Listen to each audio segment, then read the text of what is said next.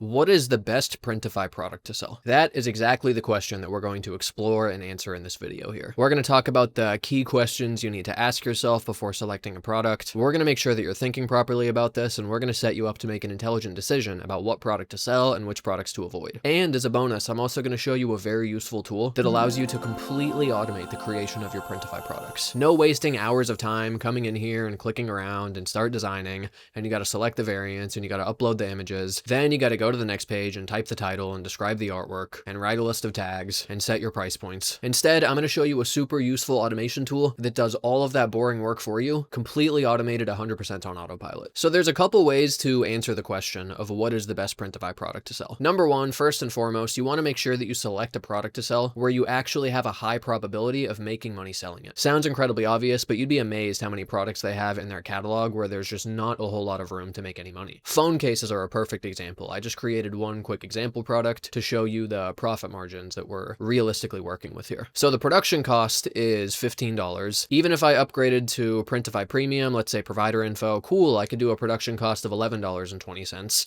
plus the shipping cost of $5.49. We're still talking like $15 to $20 worth of cost that you're paying to even provide this product to the customer. So you have to charge $24.99 for a simple phone case just to be able to make 10 measly dollars in profit. $24.99 is pretty goddamn expensive for a phone case. I mean, you can just come to Google and type iPhone 16 phone case, and I guarantee you'll find a ton of options in the shopping tab that are significantly cheaper. You can get it for $10 on Amazon, you can get it for $60 OtterBox. What is this thing, made of fucking diamonds? Still, hop over to Amazon, $10 for an iPhone 16 phone case versus $24.99 for the one that we're selling. You know, this just doesn't put us in a very good competitive position. Not only that, but you have to keep in mind that, I mean, this $10 isn't just pure profit, because you still have to factor in the fact that there are marketing and advertising costs associated with selling your products. You know, customers, much to my chagrin, don't just fall out of the sky and land in your lap to buy your products. You know, you have to engage in marketing efforts to sell them and attract them to your products and get them to ultimately make a buying decision. You know, it doesn't matter what sort of marketing strategy you're doing, whether it's paid ads, whether it's SEO, whether it's blog posting,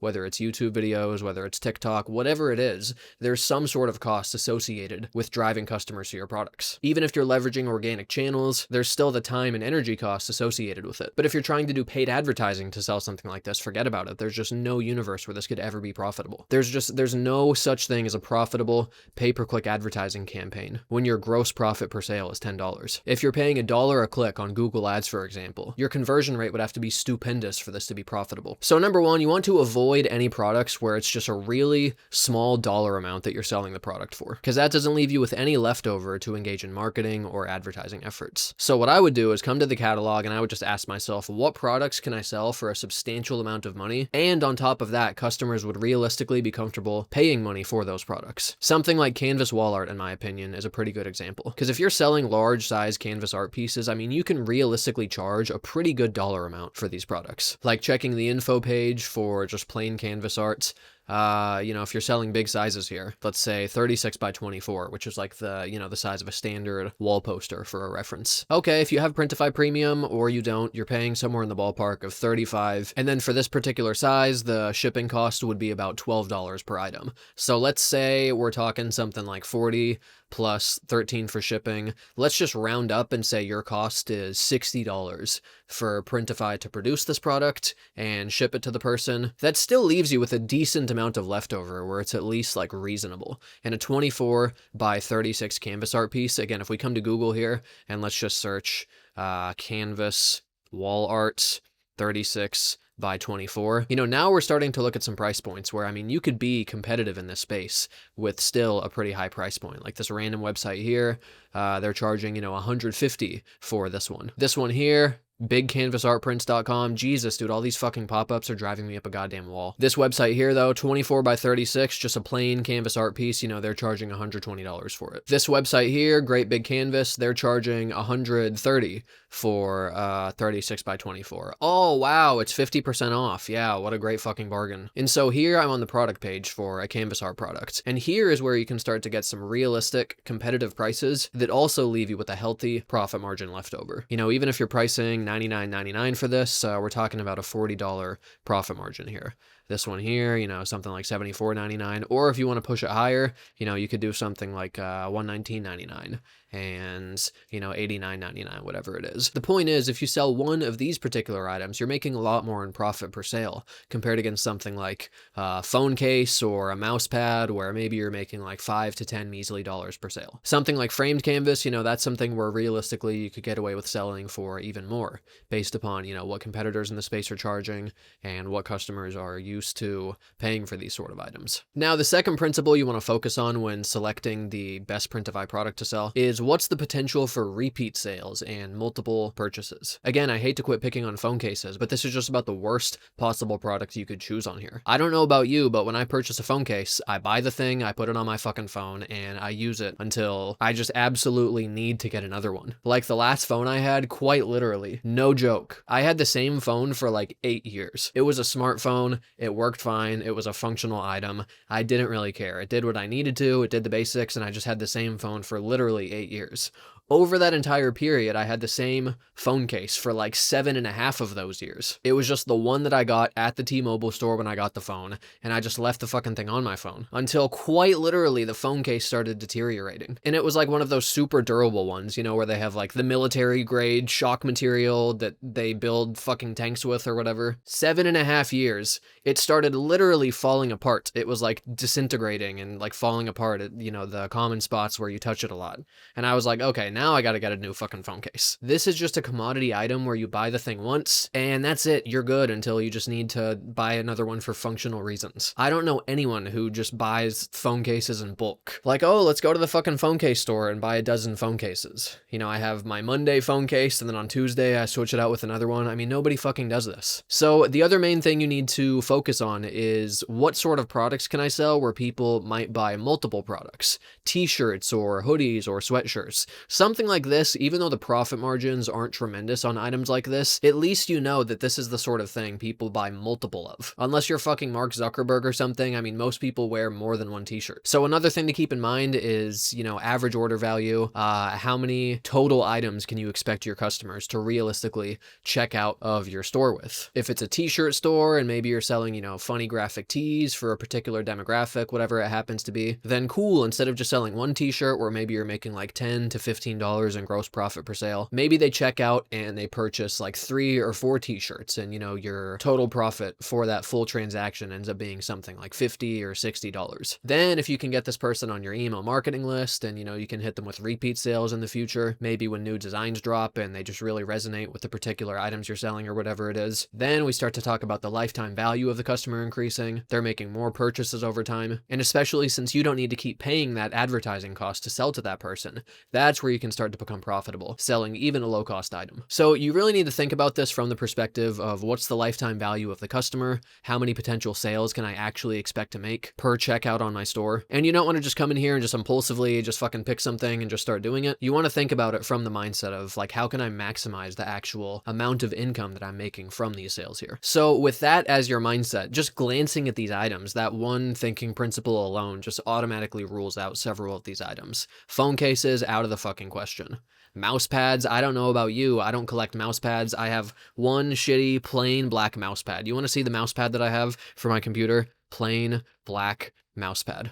That's my mouse pad. I don't know what brand it is. I think I just bought it at, what's the fucking place I go? Micro Center. Literally, I just went to the sales guy. I was like, point me to your shittiest, cheapest, plainest black mouse pads. And I was like, that's perfect. I'll take it. Unless you're some sort of mouse pad enthusiast or professional mouse pad collector. Again, not the type of thing where you're going to sell a lot of them. So you're making one measly sale per transaction. And it's a tiny sale where there's just no profit. I mean, $2.29 per sale. How much volume do you have to do in mouse pads for this to be profitable? Also, how the fuck are these people profitable on these ads? This is mind-boggling to me. The sponsored section, these people are running advertisements for you to click on this. $2.29, how much is he paying per click? Like 25 cents would be a bargain. These are just the most razor thin margins imaginable. Anyone doing something like this, number one, they probably have a large product catalog where this is definitely not the sort of thing where they make the meat of their money from. And number two, they probably have a really strong focus on building up their email marketing list and doing a lot more back-end sales and repeat sales. Probably selling a whole stack of tech products.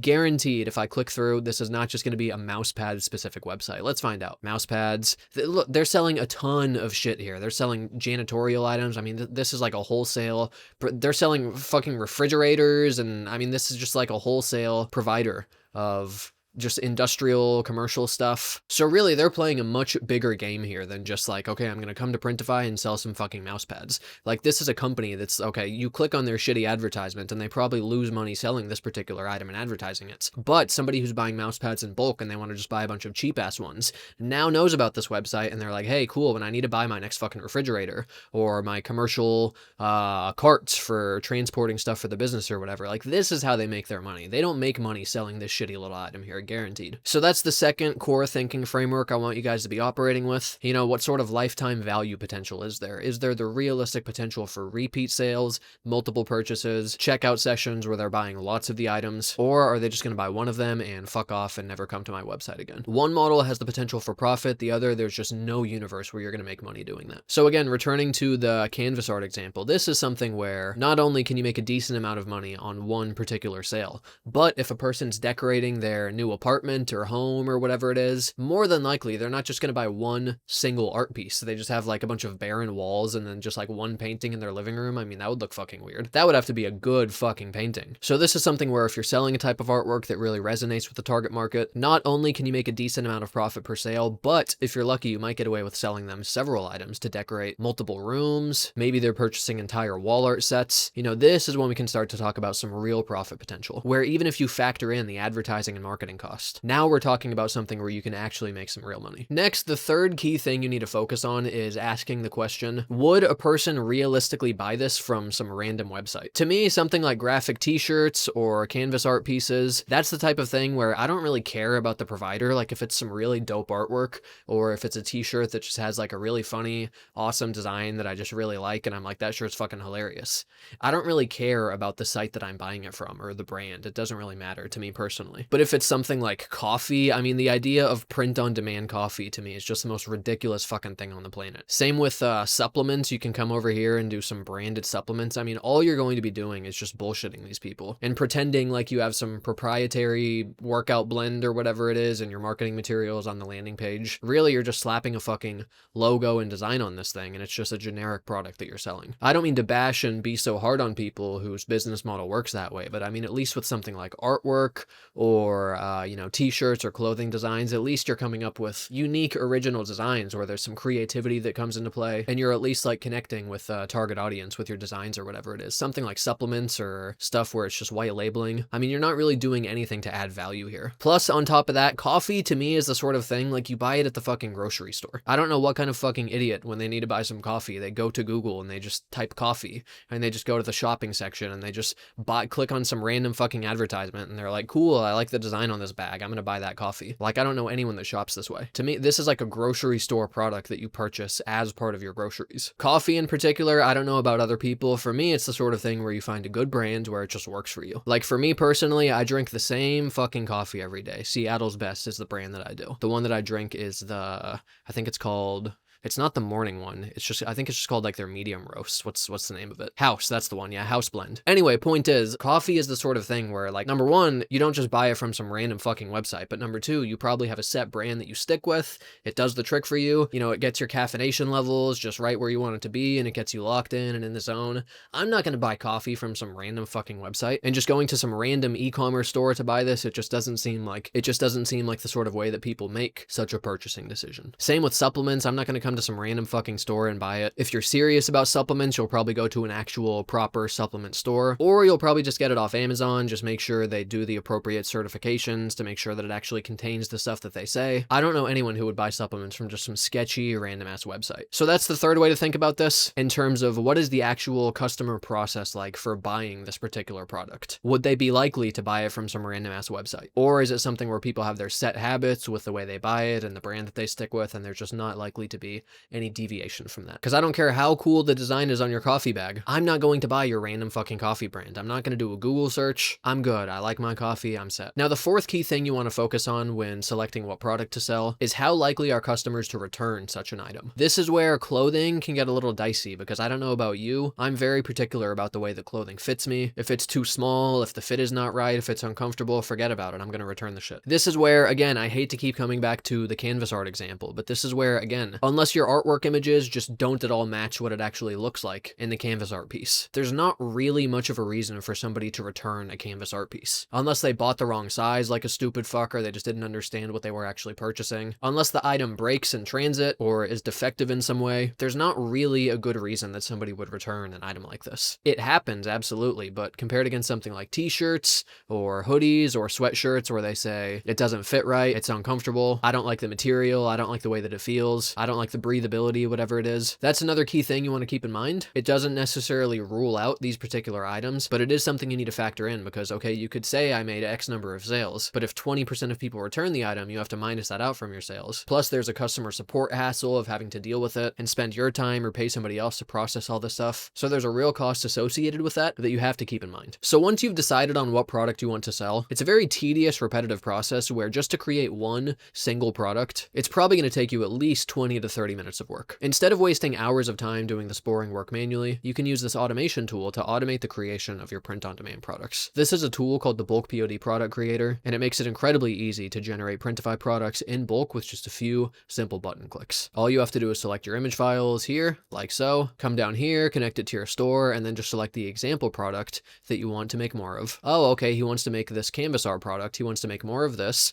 except instead of the artwork image in here, he wants to use these images here. So it'll create product number 1 using the first image, it'll create product number 2 using the second image, and so forth for however many artwork images you have selected here. And on top of that, it can automatically resize your images to perfectly fit the print area. So even if your images aren't perfectly set to match the aspect ratio of your selected variants, cool, no problem. This tool will automatically resize your images so that they perfectly fit the full print area of your selected variants. And you'll create perfect products each time, completely automated 100% on autopilot. The coolest part of this tool, in my opinion, is the fact that it uses AI image recognition to automatically generate the text inputs for your products. So instead of coming here and wasting your time, racking your brain, typing the description, including the keywords, describing the lake, describing the mountains, thinking about what terms you need to include so this can show up for appropriate searches. Instead, this tool will use AI image recognition to automatically generate highly accurate titles, descriptions, and tags for each one of your created products. All you have to do is come here, select your images, select your example product, specify the rules for the titles, descriptions, and tags, then quite literally you just click this button, create my products, and it'll completely automate the creation of all your Printify products for you. Super useful tool. You can find a link in the description. Drop a like if you found this helpful. Let me know in the comment section if you found these principles and thinking frameworks useful, and let us all know what product you've decided to sell and why you've decided to sell it, compared against some of the other options. I'd be curious to see if you're applying the principles we discussed here, and if you picked a terrible product, all of us are going to dogpile on you and roast you in the comment section, so prepare yourself. That's all I got for now. Thank you guys for watching, and see you later.